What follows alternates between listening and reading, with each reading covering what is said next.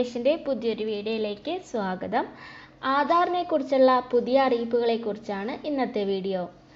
ആധാർ കാർഡിലെ വിവരങ്ങൾ സൗജന്യമായി പുതുക്കുന്നതിന് വേണ്ടിയുള്ള തീയതി വീണ്ടും നീട്ടി.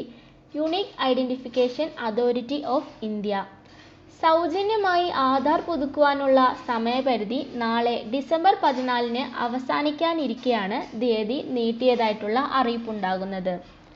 2024 മാർച്ച് 14 വരെ ജനങ്ങൾക്ക് ആധാർ വിവരങ്ങൾ സൗജന്യമായി പുതുക്കുവാൻ സാധിക്കുന്നതാണ്.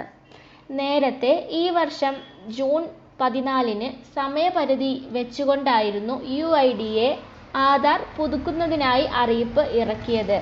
തുടർന്നാണ് ഡിസംബറിലേക്ക് സമയപരിധി നീട്ടിയത്.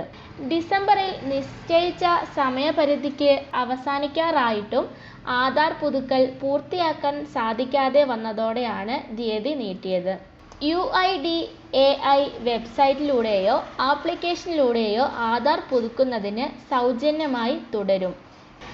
10 വർഷം പഴക്കമുള്ള ആധാർ കാർഡ് അപ്ഡേറ്റ് ചെയ്യാനാണ് UIDAI നിർദ്ദേശം നൽകിയത്.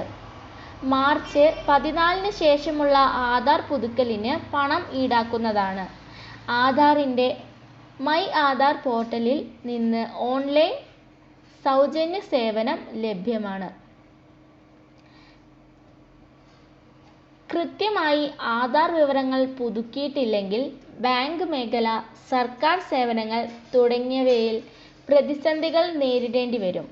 10 വർഷം കൂടുമ്പോൾ ആധാർ രേഖകൾ പുതുക്കണമെന്നാണ് സർക്കാരിൻ്റെ നിർദ്ദേശം. സൗജന്യമായി എങ്ങനെയാണ് ആധാർ കാർഡ് അപ്ഡേറ്റ് ചെയ്യുന്നത് എന്നുള്ള ഡീറ്റെയിൽഡ് ആയിട്ടുള്ള വീഡിയോ നമ്മളുടെ ചാനൽ അപ്ലോഡ് ചെയ്തിട്ടുണ്ട്. വീഡിയോയുടെ ലിങ്ക് ഡിസ്ക്രിപ്ഷനിൽ നൽകുന്നതാണ്.